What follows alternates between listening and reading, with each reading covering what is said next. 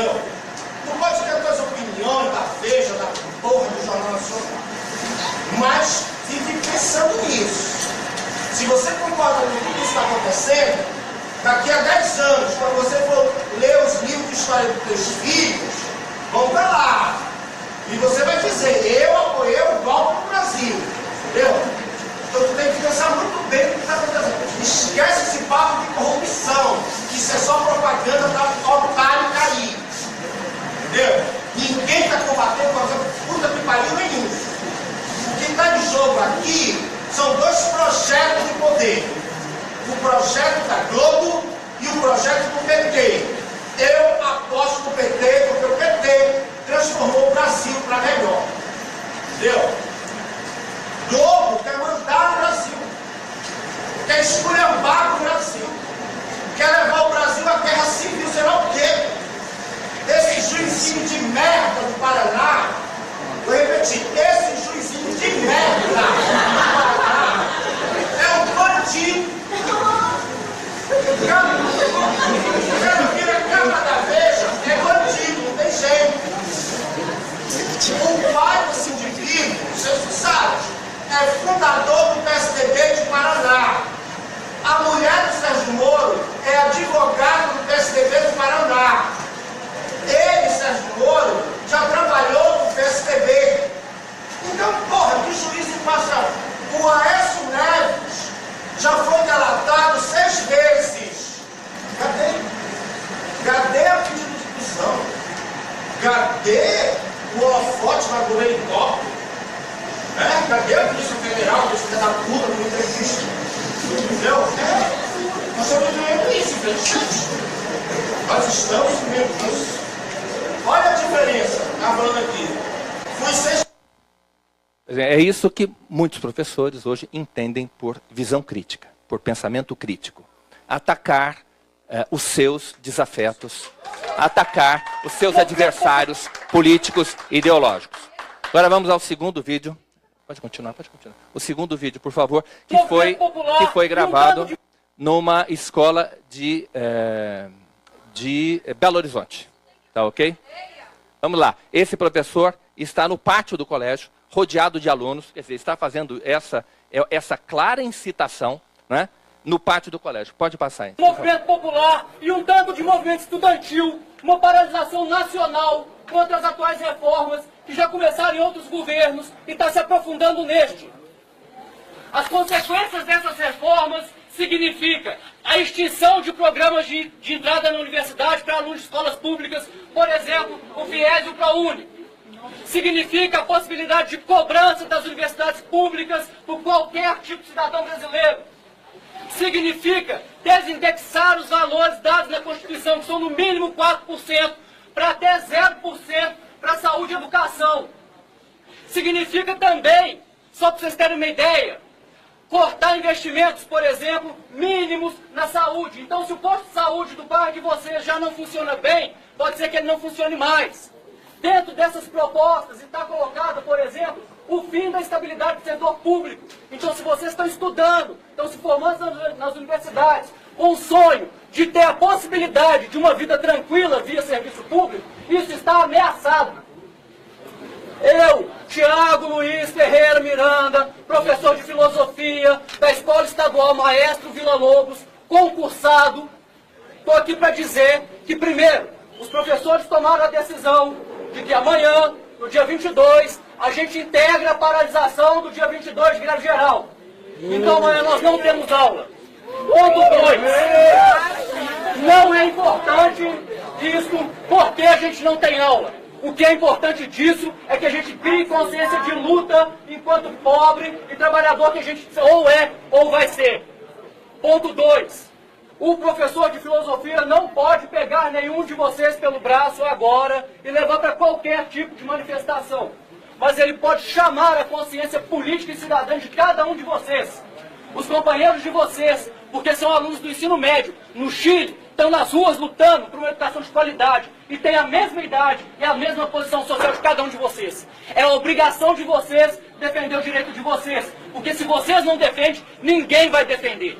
A minha proposta, como sugestão, é de que amanhã, às 9 horas da manhã, na Praça da Estação, há uma manifestação, e a última que eu fui, eram mais de 60 mil pessoas, e não teve confusão alguma de que vocês, uniformizados, para mostrar não só a força da juventude, mas dos alunos secundaristas, possam ir para a manifestação, sim, e eu estou falando isso de frente para a câmera, para qualquer tipo de rede social, porque o meu trabalho é político, sim, e sem política a gente não constrói um mundo melhor.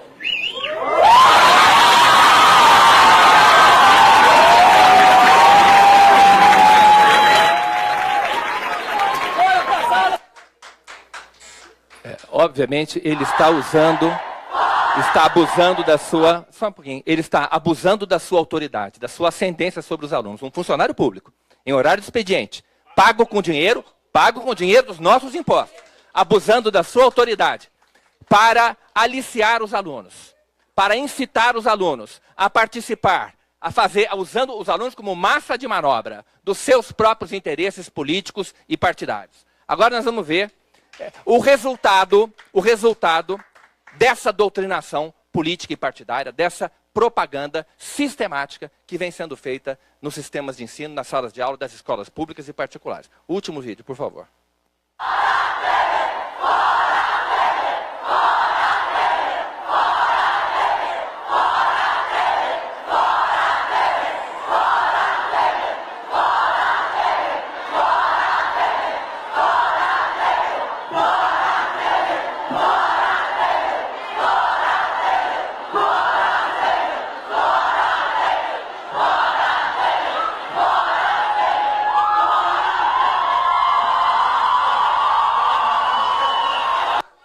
Vejam, senhoras e senhores deputados, senhor presidente, que há professores que apoiam, que defendem essas práticas. Então, isso também demonstra como essa mentalidade e como essas práticas estão disseminadas em todo o sistema educacional no Brasil. É isso que se aprende nas universidades, nos cursos de formação de professores. Aprende-se que a escola é um espaço de fazer política, e é assim que eles entendem política. É a minha política. Eu vou fazer a política de acordo com o meu entendimento. Obrigarei os alunos a escutar o meu discurso. Agora vamos lá para o PowerPoint, por favor. O PowerPoint é o 4. Vamos lá, agora exibindo aí. Agora o segundo lado da doutrinação, essa não é propriamente político-partidária.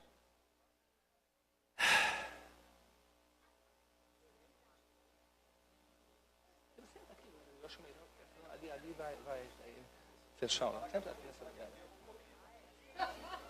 tem que colocar, olha, coloca ali animações, apresentação de slides do lado, apresentação de slides aí, agora apresentar do slide atual, ali do lado esquerdo, mais para trás. Ali, está escrito, ó, do slide atual, isso, ok. Muito bem, agora vamos lá, pode deixar agora por minha conta, A Universidade Federal de Santa Catarina possui lá um curso de antropologia. E o curso de antropologia tem um núcleo de gênero. E esse núcleo de gênero realiza todos os anos um concurso de cartazes nas escolas pertencentes à rede estadual da Grande Florianópolis. Não é? Então, aí está a propaganda que é feita no Facebook, deste núcleo de gênero chamado NIGS, N-I-G-I-S. Diz lá, o gênero é uma construção social e, tal como o gênero, a heterossexualidade compulsória também. Desse modo, romper com o heterossexismo é uma forma política de romper com a homo-lesbo-transfobia, começando pelas escolas. E é nesse sentido que surge o concurso de cartazes NIGS UFFC. As inscrições seguem abertas para maiores informações. Então, essa é a propaganda que é feita. Então, o que faz o NIGS, o Núcleo de Estudo, Núcleo de Gênero da Federal de Santa Catarina? Envia estudantes do curso de antropologia para as escolas e orientam os alunos. Os alunos são orientados a produzir esses cartazes. Eu vou apresentar apenas 4 desses cartazes produzidos por crianças do ensino fundamental e médio. Crianças que vão da faixa, imagino que seja dos 7 anos de idade, até os 16, 17 anos. Então, são apenas 4 cartazes, mas há centenas. Todos os anos, esse concurso é feito. Enfim, nós poderíamos passar aqui a tarde toda simplesmente apresentando essas imagens. Vamos lá. Está aqui um dos cartazes premiados no concurso. Crianças, imaginem o que essas crianças estão escutando para produzir este material.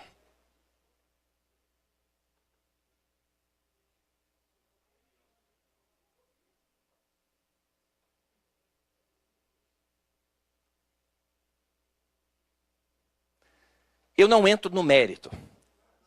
Eu não entro no mérito. Eu só afirmo o seguinte: há pais que são obrigados a mandar seus filhos para a escola, que discordam desse ponto de vista.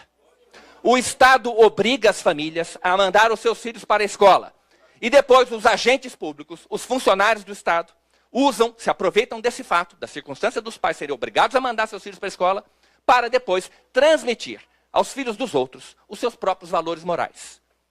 Então, esta é a questão. O que não está em questão aqui, a orientação sexual, a ideologia, não está. A questão é o direito dos pais sobre a educação religiosa e moral dos seus filhos. Vamos lá. Agora eu vou falar um pouco do programa Escola Sem Partido. O que é o programa Escola Sem Partido?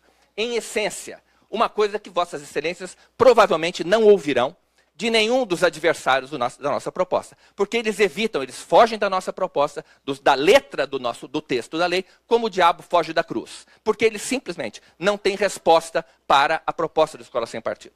O que é o programa Escola Sem Partido? Simples. É uma proposta de lei que torna obrigatória a afixação em todas as salas de aula do ensino fundamental e médio, das escolas públicas e particulares, de um cartaz com 6 deveres. Basicamente, na essência, é disso que se trata. Não é? E o que dizem esses deveres? Vamos lá. Primeiro dever do professor. O professor não se aproveitará da audiência cativa dos alunos, da presença obrigatória dos alunos em sala de aula, para promover os seus próprios interesses, opiniões, concepções ou preferências ideológicas, religiosas, morais, políticas e partidárias. Não dizemos aqui quais são as preferências morais, religiosas, as políticas ou partidárias. Quaisquer que sejam. O professor não pode se aproveitar da presença obrigatória do aluno em sala de aula, daquela criança e daquele jovem que é obrigado a escutar o discurso do professor para tentar incutir nas suas mentes as suas próprias preferências. Sejam elas quais forem. Segundo dever do professor. O professor não favorecerá, não prejudicará e não constrangerá os alunos em razão de suas convicções políticas, ideológicas, morais ou religiosas, ou da falta delas. O aluno tem o direito de ser avaliado pelos seus professores e ser tratado pelos seus professores em função exclusivamente de critérios acadêmicos. Um professor cristão não pode discriminar um aluno por ser ateu. Um professor ateu não pode discriminar um aluno por ser cristão. É disso que se trata. Este dever já existe, nenhum professor pode fazer isso. O projeto Escola Sem Partido apenas propõe que o dever seja explicitado, para que ambas as partes da relação de ensino-aprendizagem, professor e estudante, conheçam, saibam disso e possam eventualmente se defender se houver abusos. Terceiro dever do professor. O professor não fará propaganda político-partidária em sala de aula, nem incitará seus alunos a participar de manifestações, atos públicos e passeatas, como a gente viu aquele professor de Belo Horizonte fazer. Não é? Que o professor não pode fazer propaganda político-partidária em sala de aula, eu acho que ninguém discute, ninguém questiona. Mas a coisa mais comum, e todos que passaram por uma universidade sabem disso, e pelo sistema de ensino sabem disso, a coisa mais comum em época de eleição é professores virem vestidos com a camiseta do partido, com o broche do partido, com o boné do partido. Isto é propaganda político-partidária. Isso constrange os alunos, que, repito, são obrigados a ter presença nas aulas daquele professor. E tem medo das notas e quer agradar o professor e, portanto, está à mercê daquele militante que, eventualmente, se aproveita dessa circunstância para fazer a cabeça do aluno. Quarto dever. Esse é dos mais importantes. Quarto dever. Ao tratar de questões políticas, portanto, o projeto reconhece expressamente que o professor é obrigado, muitas vezes, a tratar de uma questão política. Ao tratar de questões políticas, socioculturais e econômicas, o professor apresentará aos alunos, de forma justa, isto é, com a mesma profundidade e seriedade, as principais versões, teorias, opiniões e perspectivas concorrentes a respeito da matéria. O nome disso é pluralismo. Respeito à liberdade de aprender do estudante. não é? Então não venham, por favor, mentir e dizer que o Escola Sem Partido quer proibir o debate. Não existe isso. Pelo contrário, ele quer um debate qualificado pela honestidade intelectual.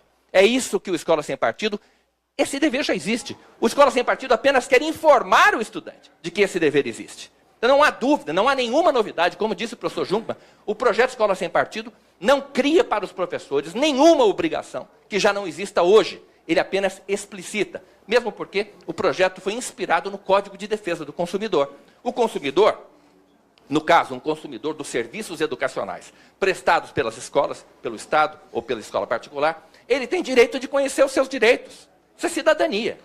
É o direito de conhecer os próprios direitos. É disso que se trata. Apenas, se esses direitos existem, se esses deveres existem, o estudante tem direito de saber. Não é? Quinto dever. O professor respeitará o direito dos pais a que seus filhos recebam a educação religiosa e moral que esteja de acordo com as suas próprias convicções. Este dever foi o único do projeto que nós praticamente não redigimos. Nós copiamos da Convenção Americana sobre Direitos Humanos. Não é? É a cópia quase literal, e está aqui embaixo, eu vou ler para vocês, do artigo 12, item 4 da Convenção Americana sobre Direitos Humanos, que diz: os pais, e quando for o caso, os tutores, têm direito a que seus filhos ou pupilos recebam a educação religiosa e moral que esteja de acorde com suas próprias convicções. Eu chamo a atenção para o verbo que é usado pelo texto da Convenção Americana, o verbo receber. Ele não usou o verbo dar. Ele não diz: os pais têm direito de dar aos seus filhos a educação moral que esteja de acordo com as suas próprias convicções. Não. Os pais têm direito a que os filhos recebam essa educação. A educação que esteja de acordo com suas próprias convicções. Mas como é que um professor em sala de aula pode adivinhar o pensamento dos pais dos seus alunos? É claro que não pode. É evidente que não pode. Então como é que se faz para que este dever, que é um direito humano, que está previsto num tratado internacional sobre direitos humanos, do qual o Brasil faz parte, como é que um professor respeita esta obrigação que consta da Convenção Americana sobre Direitos Humanos? Ele simplesmente se abstém de tentar transmitir aos seus alunos os seus próprios valores morais, as suas próprias convicções religiosas. Seja um professor católico, evangélico, ateu, não interessa. Os pais têm direito de dar a seus filhos, a que seus filhos recebam a educação religiosa e moral que esteja de acordo com as suas próprias convicções. Meus filhos, minhas regras. Um professor cristão não pode discriminar os seus alunos e não pode tentar transmitir aos filhos dos outros os seus próprios valores. Ele não tem esse direito. Aquela criança tem liberdade religiosa e a presença dela em sala de aula é obrigatória. Sexto dever. O professor não permitirá que os direitos assegurados nos itens anteriores sejam violados pela ação de estudantes ou terceiros dentro da sala de aula. Evidentemente, aquilo que o professor não pode fazer, ele não pode permitir que seja feito por terceiros ou pelos alunos. Muito bem, esses deveres se baseiam em princípios constitucionais. O primeiro deles, neutralidade política e ideológica do Estado. O Estado deve manter uma posição de neutralidade em relação a todos os partidos, todas as correntes que disputam o poder na sociedade. Vejam bem, a máquina do Estado, as suas instalações, o seu pessoal, os seus equipamentos, não pode estar a serviço de um determinado partido, de uma determinada corrente que disputa o poder na sociedade. Laicidade do Estado. Isso é muito importante, o princípio da laicidade do Estado, porque muitas vezes é invocado para justificar o uso do sistema de ensino para promover, por exemplo, coisas como a ideologia de gênero. Dizem, o Estado é laico, então não venham tentar impedir os professores de transmitir aos alunos esses conceitos. Mas vejam bem, as religiões não são formadas apenas de narrativas e ritos. Elas também possuem a sua moralidade. O cristianismo possui a sua moralidade. Não existe cristianismo sem moral cristã. Se o Estado puder usar a sua máquina para promover uma moralidade que seja hostil à moralidade cristã, ele estará violando justamente o princípio da laicidade do Estado. Porque ele estará deixando de ser neutro em relação àquela religião que ele está hostilizando. A moral da religião que ele está hostilizando. Não existe cristianismo sem moral cristã. E os cristãos brasileiros, a imensa maioria deles, é obrigada a mandar os seus filhos para a escola. Se um professor ateu puder usar ou um professor militante ou ativista, puder se valer da presença obrigatória dos alunos, para impor aos alunos uma moralidade contrastante com a moralidade da família, evidentemente, ou com a moralidade cristã, ele estará perseguindo a religião cristã, estará ferindo o princípio da laicidade do Estado. Liberdade de ensinar, de aprender e ensinar. O estudante tem direito a que o seu conhecimento da realidade não seja manipulado pela ação dos seus professores. Nisso consiste a liberdade de aprender. Que o seu conhecimento da realidade não seja manipulado. Liberdade de ensinar significa, a liberdade de ensinar do professor, a liberdade que o professor tem de ensinar alguma coisa, um determinado conteúdo, o conteúdo para o qual ele está habilitado. Ele fez um curso de matemática e está habilitado a ensinar matemática. É disso que se trata. Esta é a liberdade do professor. É liberdade de ensinar alguma coisa, a coisa para a qual ele se preparou. Pluralismo de ideias. Aquilo que está no item 4 do cartaz com os deveres do professor. O dever que o professor tem de apresentar aos alunos as principais correntes, as principais opiniões e pontos de vista sobre uma questão controvertida. E mais, a proibição do Estado brasileiro de adotar uma doutrina, de adotar uma ideologia oficial, como se tentou fazer, mas essa casa não permitiu, com a ideologia de gênero. Seria adotar uma doutrina oficial, uma ideologia, que seja uma teoria científica. Oficialmente, o Estado não pode fazer isso. A ciência é que tem que fazer isso. O Estado não pode impor. Isso decorre do princípio do pluralismo de ideias. Muito bem. Agora, o quinto dever do professor fala sobre o direito dos pais sobre a educação religiosa e moral dos seus filhos. Eu quero mostrar a vocês 2 cartazes, 2 banners.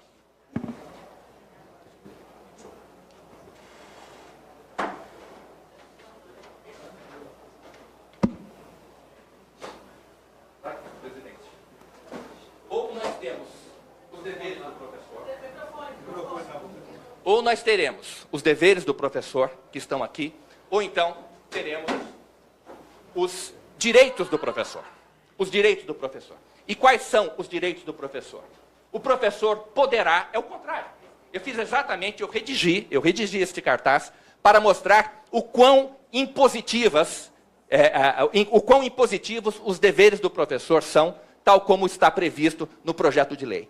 Se o professor não for obrigado a se abster daquelas práticas, ele terá esses direitos. O professor poderá se aproveitar da audiência cativa dos alunos para promover os seus próprios interesses, opiniões, concepções ou preferências ideológicas, religiosas, morais, políticas e partidárias. Um momento, por favor. Coloque isso daqui.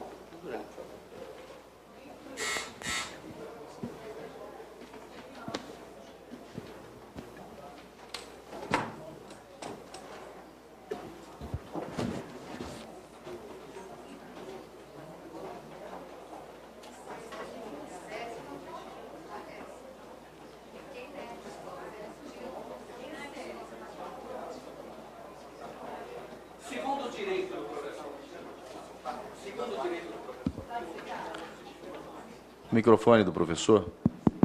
Segundo o direito do professor, o professor poderá favorecer, prejudicar ou constranger os alunos em razão de suas convicções políticas, ideológicas, morais ou religiosas, ou da falta delas. Terceiro direito do professor. O professor poderá fazer propaganda político-partidária. Nosso cartaz diz que não pode, né? Mas se isso aqui não está certo, então o professor, se isso aqui é inconstitucional, então o professor terá o direito de fazer propaganda político-partidária em sala de aula, bem como incitar seus alunos a participar de manifestações, atos públicos e passeatas. Aquele professor estaria agindo no estrito exercício do seu direito, né? O direito de incitar os alunos a fazer aquilo que ele bem entende. Ao tratar de questões políticas, socioculturais e econômicas, o professor poderá omitir ou distorcer as teorias, opiniões e pontos de vista discordantes dos seus. Quinto, o professor poderá transmitir aos filhos dos outros as suas próprias convicções religiosas e morais. Isso é a escola com partido. Esta é a escola que muitos professores defendem, não é? E é a escola que nós estamos querendo... Uma escola que não existe no direito, mas que existe no mundo dos fatos. A Constituição não permite que ela exista. Mas no mundo dos fatos ela está existindo. Professor. E, sexto, o professor poderá permitir que os direitos assegurados nos itens anteriores sejam exercidos por estudantes ou terceiros dentro da sala de aula. Eu sei que meu tempo... O tempo esgotou, vou dar um minuto para Vossa Senhoria. Não, na verdade, eu abro mão desse minuto, porque eu iria ingressar agora na explicação, ou melhor, na resposta aos questionamentos que vêm sendo feitos, apresentados à Escola Sem Partido. Não é? Na verdade, o que eu quero dizer é o seguinte: se o projeto é inconstitucional, como se tem dito por aí, então nós teremos isso aqui. Não tem dúvida, não há saída. Ou o professor pode ou não pode. Não há meio termo entre poder e não poder. Então, para dizer que o nosso projeto é inconstitucional, o Supremo Tribunal Federal terá de reconhecer aos professores, com base na Constituição Federal, esses direitos. É disso que se trata. Muito obrigado, senhor presidente.